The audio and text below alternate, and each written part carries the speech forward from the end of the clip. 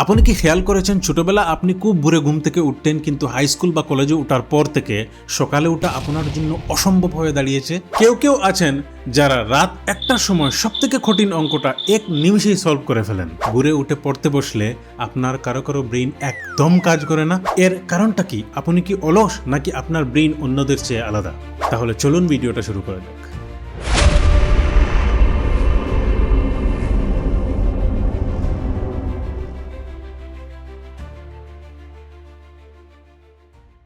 আমরা সবাই ছোটবেলা থেকে শুনে আসছি, early to bed and early to rise makes a man healthy, wealthy and wise.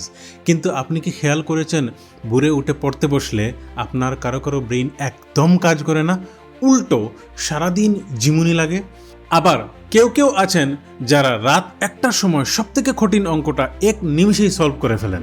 এর কারণটা কি? আপনি কি অলস, নাকি আপনার ব্রেইন অন্যদের চেয়ে আলাদা? আজকের ভিডিওতে আমরা নিউরোসায়েন্সের মাধ্যমে জানবো আপনার শরীরের বায়োলজিক্যাল ক্লক বা ক্রোনোটাইপ সম্পর্কে। আমরা এমন 3টি বৈজ্ঞানিক পরীক্ষা করব যা দিয়ে আপনি নিশ্চিত হতে পারবেন যে আপনার পড়ার সেরা সময় কোনটি। ভিডিওটির শেষে আমি নাইট আউল এবং মর্নিং লার্ক উভয়ের জন্য আলাদা স্টাডি রুটিন করে দেব।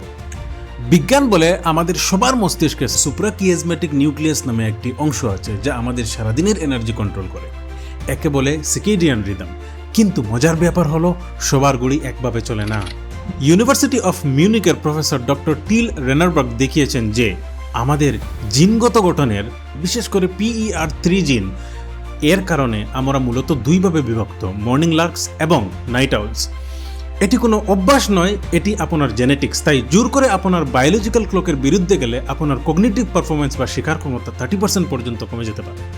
তাই নিজেকে চেনার 3টি বৈজ্ঞানিক পরীক্ষার উদাহরণ আমি দিয়ে দিলাম। কল্পনা করুন আপনার সামনে টানা 7 দিন কোনো স্কুল, কোচিং বা কোনো অ্যালার্ম চাপ নেই।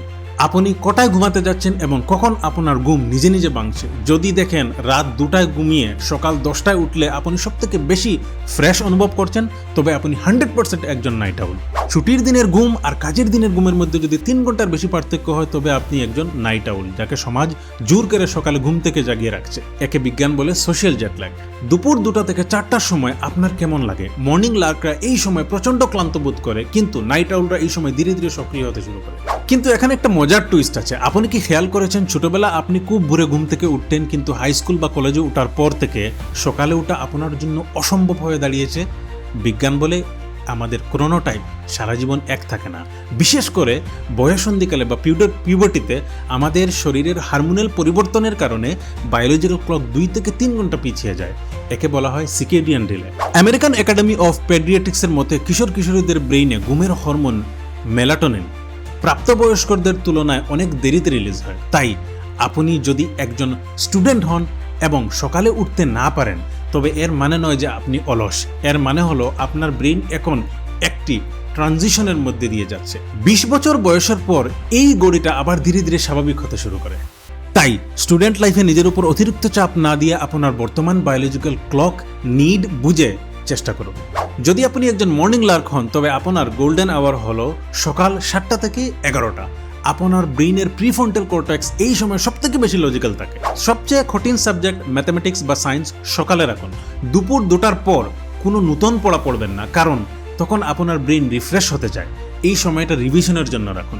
আমাদের সমাজটা সকালের মানুষদের জন্য তৈরি, স্কুল কলেজ সব সকালে। তাহলে নাইট আউলরা কি করবে? সকালে জোর করে উঠলেও কখনো কঠিন কাজ করবেন না, শুধু হালকা রিডিং বা সহজ কাজ রাখুন। আপনার আসল পড়াশোনা শুরু করুন সন্ধ্যা 6টার পর। রাত 9টা থেকে 12টা হলো আপনার ব্রেইনের পিক পারফরমেন্স টাইম। যখন দুনিয়া ঘুমিয়ে পড়ে, তখন আপনার নিউরনগুলো সব থেকে বেশি দ্রুত ফায়ার করে। এই সময়টা গভীর মনোযোগের কাজের জন্য ব্যবহার করুন। নাও আপনি যে টাইপেরই হন না কেন, 2টা জিনিস আপনার ফোকাস নষ্ট করবে। 1, অতিরিক্ত ক্যাফেইন বা কফি। 2, সকালে উঠে সূর্যের আলো না দেখা। সকালে অন্তত 10 মিনিট সূর্যের আলো আপনার শরীরের সিকেডিয়ান রিদমকে ঠিক রাখে, যা আপনাকে রাতে ভালো ঘুমাতে সাহায্য করবে। তা আপনি যে টাইপেরই হন না কেন। অন্যের রুটিন কপি করা বন্ধ করুন। টপার ভোরে উঠে বলেই আপনাকে উঠতে হবে এমন কোনো কথা নয়। ওবামা ছিলেন নাইট আউল, আর অ্যাপল সিইও টিম কুক হলেন আর্লি বার্ড। দুজনেই সফল। আপনার কাজ হলো ব্রেইনের প্রাইম টাইম খুঁজে বের করা। আপনি নাইট আউল নাকি মর্নিং লার্ক? কমেন্টে জানাতে বলবেন না। আর ভিডিওটা যদি ভালো লাগে তবে like, share, follow and subscribe করতে বলবেন না। Thank you very much.